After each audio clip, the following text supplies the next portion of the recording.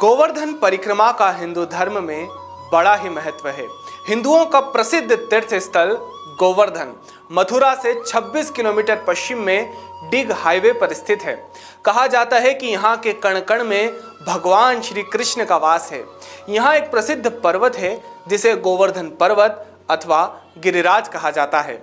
हिंदू धर्म में मान्यता है कि इसकी परिक्रमा करने से मांगी गई सभी मुरादें पूरी हो जाती है। इसलिए तिल तिल घटते इस पहाड़ की लोग लोट लोट कर परिक्रमा पूरी करते हैं। हर दिन सैकड़ों श्रद्धालु अपनी मनोकामनाओं के साथ गोवर्धन आते हैं और 21 किलोमीटर के फेरे लगाते हैं। इसी कृष्णमय कर देने वाली अद्भुत परिक्रमा की यात्रा खबर 100 की टीम ने भी की। आइए आपको भी लेकर चलते हैं उस यात्रा पर जिसका एक एक क्षण भगवान कृष्ण की लीलाओं से ओतप्रोत है।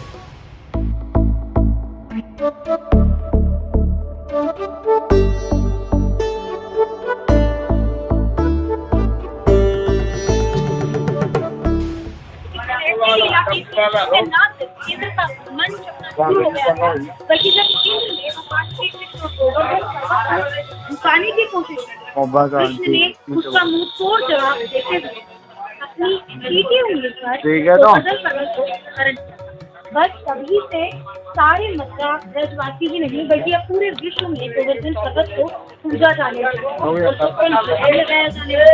लेकिन आज हम उस जगह पर मौजूद हैं जहाँ पर भक्त ये पूरी परिक्रमा करते हैं और परिक्रमा करके ऐसा मानना है कि उनकी सारी मन्नतें सारी मुरादें पूरी हो जाती। तो आइए हमारे साथ आप भी शामिल हो जाइए इस पुण्य पवित्र।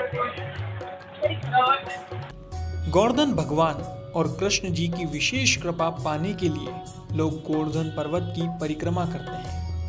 गोवर्धन का इतिहास भगवान श्री कृष्ण की लीलाओं से जुड़ा हुआ है। यह पर्वत छोटे छोटे बालू पत्थरों से बना हुआ है जिसकी लंबाई 8 किलोमीटर है। इस पर्वत से जुड़ी कई पौराणिक कथाएं भी हैं। बताते चले कि गोवर्धन परिक्रमा की एक छोटी परिक्रमा होती है और दूसरी बड़ी परिक्रमा। जब भक्त गाजे बाजे के साथ गोवर्धन पर्वत का चक्कर लगाते हैं तो इस बीच गोवर्धन नामक गांव भी आता है। पर्वत के उत्तर में राधाकुंड और दक्षिण में पुछारी गांव पड़ता है। छोटी परिक्रमा में भक्त राधाकुंड गांव तक जाकर वहां से लौटते हैं, जबकि बड़ी परिक्रमा में पूरे 7 कोस यानी 21 किलोमीटर तक गोवर्धन पर्वत का चक्कर लगाना होता है, जिसमें कई गांव और कुंड पड़ते हैं। गोवर्धन पर्वत से यात्रा शुरू करने के बाद पहला पड़ाव साक्षी गोपाल जी के मंदिर का आता है।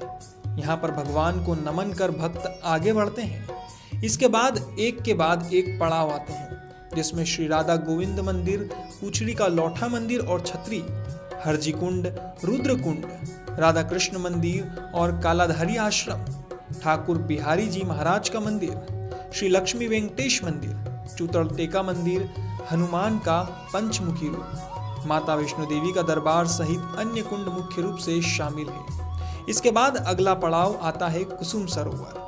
गोवर्धन जी की परिक्रमा करते वक्त बीचों बीच में स्थित है ये कुंड जिसका नाम है कुसुम कुंड। कहा जाता है कि यहाँ प्रभु श्री कृष्ण ने राधिका रानी की चोटियां गूंथी थी, इसलिए ये जो खूबसूरत सा महल पीछे नजर आ रहा है ये गवाही देता है उस खूबसूरत जमाने की। हालांकि उस वक्त ये जगह इतनी खूबसूरत नहीं थी। अब इसे उत्तर प्रदेश सरकार ने इतना मनोहर रूप दिया है। आप देख सकते हैं कि जितनी खूबसूरत लाइटिंग है, जितना महल ये ऊपर नजर आ रहा है उतना ही ठीक पानी के नीचे भी। जब हम गोवर्धन पर्वत की परिक्रमा करते हैं तो यह खूबसूरत नजारा जिसे कुसुम सरोवर कहते हैं वो बीचों बीच हमें देखने को मिलता है। यहाँ पर एक कहानी और प्रचलित है। कहा जाता है कि यहाँ पर एक किसान ने कूद कर जान देने की कोशिश की, लेकिन श्री कृष्ण भगवान ने यहाँ पर उस किसान को बचाया था और तब से ही यह खूबसूरत नजारा गोवर्धन पर्वत की परिक्रमा के बीचों बीच हमें देखने को मिलता है। जैसा कि अभी हमने बात की, उत्तर प्रदेश सरकार ने अब इसे और डेवलप कर दिया जिससे यह और खूबसूरत बन गया है और भक्तगण श्रद्धालु जब गोवर्धन पर्वत की पूजा करते हैं तो उन्हें खूबसूरत नजारा देखने को मिलता है। तो चलिए इसी के साथ हमारी परिक्रमा को हम और आगे बढ़ाते हैं और इस सफर को, इस यात्रा को हम आगे जारी रखते हैं। मुझे उम्मीद है कि हमारे दर्शक इस परिक्रमा के दौरान और भी कई बेहतरीन चीजें और नजारे देखेंगे। तो चलिए हमारे साथ। यहाँ से भक्तगण श्याम कुटी पहुँचते हैं और श्री कृष्ण की लीलाओं को देखते हुए मानसी गंगा मंदिर के लिए आगे बढ़ते हैं। इस दौरान भक्तगण रास्ते में श्रद्धा पूर्वक अपने सपनों का महल भी बनाते हैं। इसी के साथ यह यात्रा पहुंचती है गोवर्धन महाराज के मंदिर पर, जहां यह परिक्रमा पूरी होती है। गोवर्धन पर्वत के बारे में मान्यता है कि कभी ये 30,000 मीटर ऊंचा हुआ करता था, लेकिन पुलत्स्य ऋषि ने इसे श्राप दिया और कहा कि तुम रोज एक मुट्ठी सिकुड़ते रहोगे।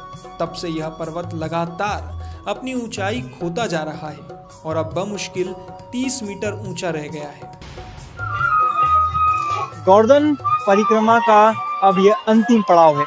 हम अंतिम पड़ाव पर पहुंच चुके हैं और आप मेरे पीछे देख सकते हैं कि गोवर्धन महाराज का मंदिर है। यह वही मंदिर है जहां पर भगवान श्री कृष्ण ने अपनी चीटी उंगली पर गोवर्धन पर्वत को उठाया था, और इसी पर्वत की हम परिक्रमा करते हैं, जो कि 12 किलोमीटर और 9 किलोमीटर की होती है। 12 किलोमीटर की बड़ी परिक्रमा और 9 किलोमीटर की छोटी परिक्रमा, ये दोनों परिक्रमा मिला दे तो 21 किलोमीटर की होती है। और भक्तगण श्रद्धालु गोवर्धन पर्वत की परिक्रमा करते हैं और अपनी इस परिक्रमा को पूरी करते हैं। जिस तरह ये हमारी परिक्रमा पूरी हुई है, और यह हमारा यहाँ का यात्रा का अंतिम पड़ाव है।